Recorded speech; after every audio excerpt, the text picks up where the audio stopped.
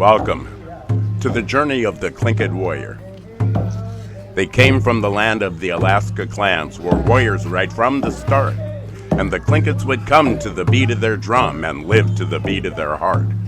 Past fighting was done using arrows and gun. Spears were sometimes employed. Fights before guns meant going one-on-one, where blades were weapons of choice.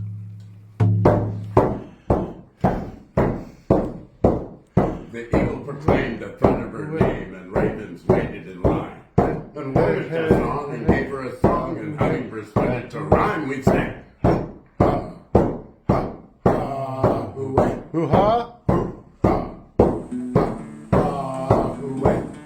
And robins came near and sang in their ears, and blue jay filled in the racket. And salmon were fun, they taught her to run, and halibut gave her a jacket.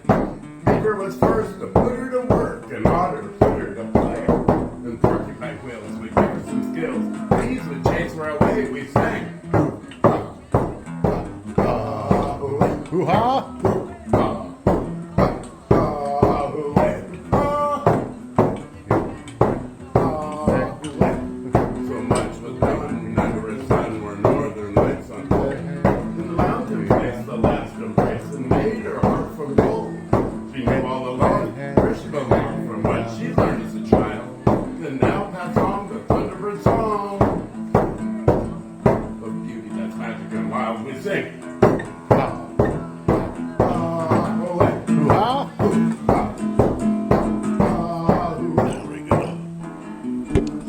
Hello and welcome everyone. Welcome to Tlingit country.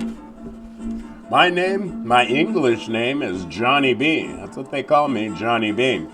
My Tlingit name is Daku Dane. Daku Dane Yuchat Duayasa means my name in Tlingit is Daku Dane. Shanku Khedi Ayakat. I'm a thunderbird. Shown here on front of this drum, a thunderbird eagle, which would be Chak ayakat, kad klei ayakad ayakat. I'm an eagle. I'm from the house that was lowered from the sun. Kasua where are you folks? Where are you? Kuanina. Come on up. Come on up and visit. We'll talk. We'll talk of victories. Talk of victories past. The Tlingits are a warrior society. And whether it be the men or the women, they stood side by side as warriors in an endless quest to save our Hani, which is our homeland. Whether it was the battle with the mind, whether it was using your body as the weapons of war. For centuries, the Tlingits held down this homeland, which stretches 200 miles north of where I'm sitting, to 200 miles south to Ketchikan of where I'm sitting. That's half of the northwest coast.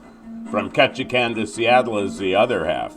So the Tlingit tribe is probably equal in size and territory to the next 24 tribes that's around us. So yes, it is a large and powerful tribe, that's been based in one of the richest resources in all of North America, known as the Tongass Forest, Glacier Bay National Monument. We have a mean riff that we're playing in the background there. After working on fish all day, somebody would grab a guitar, somebody would grab a drum, and we'd celebrate. We'd celebrate, that day of work being completed and being over with. And this here, we combine Tlingit music with the rhythm and blues sound. Some would call it the Siwash blues, but we do have somewhat of a Tlingit soul about us. And this here is simply Mawasaway Kawashu, Mawasaway Kawashu, Mawasaway Kawashu. Ooh, ha, hooey, wop, bam-ba-loo, bam-ba-wap-ba-bam-boom.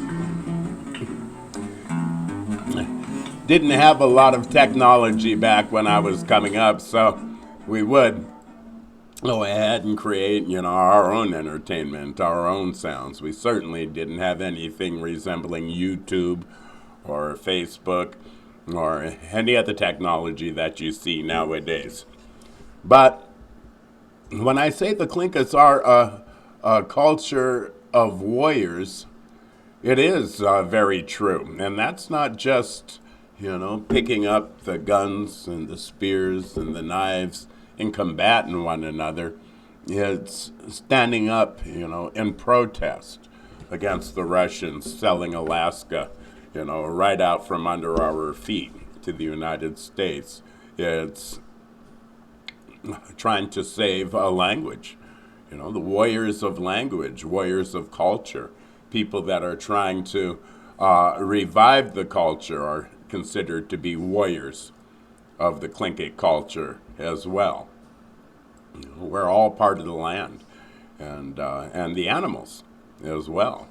I mean, this very much so could be a story of nature itself when you talk about Southeast Alaska. We live as the killer whales did. We live as the wolves did. Our homeland, our ahani, is our strength, and it's been passed down through generations and generations, from the elders to the youth, from the foundation to the future. I was talking to this one Tlingit boxer, this fighter, who obviously had the warrior spirit about him, and he would talk about his dreams as if they were deja vus, and he relived many of the battles that the Tlinkits had and fought throughout the centuries, especially with Russians. I wrote about it in a story poem format that we'll be using quite often on this program here, which is the Tlingit warrior. What is it we see in these visions and dreams? The times our mind keeps on file. When our memory fades, but the mind still replays these adventures our senses compile. We've been here before, in peacetime and war, and stood for homeland and tribe, when strong warrior names could then be explained as the essence of brotherly pride. This clan in Southeast was Chunkul KD and flew in on Thunderbird wings, while keeping a bond with the fierce Kagwan Ton, those warriors with plenty of sting.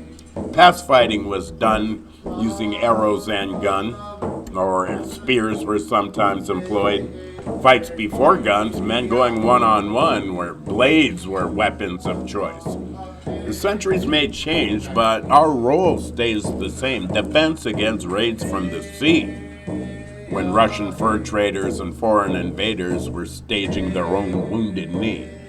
The Kodiak tribes were trying to survive by hiding their families in caves, then died by the thousands on Refuge Rock Island or taken as hostage and slaves.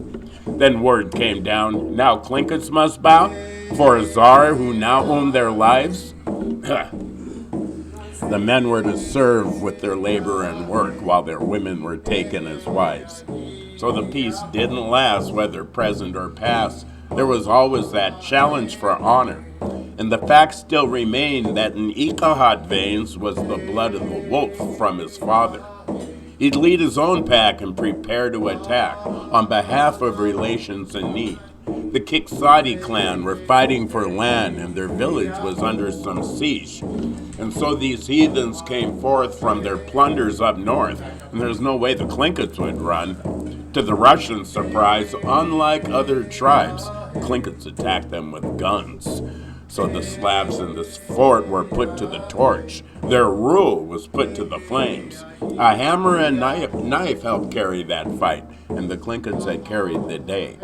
Great battles were fought there on the same spot. Russians were routed again. The enemy's gone, but we're still coming along for a land that we'll always defend. Our Tlingit brothers will see you through trouble. He's our backbone and our partner in life.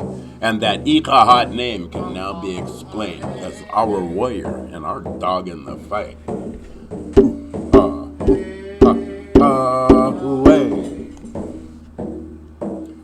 That's just one sundown.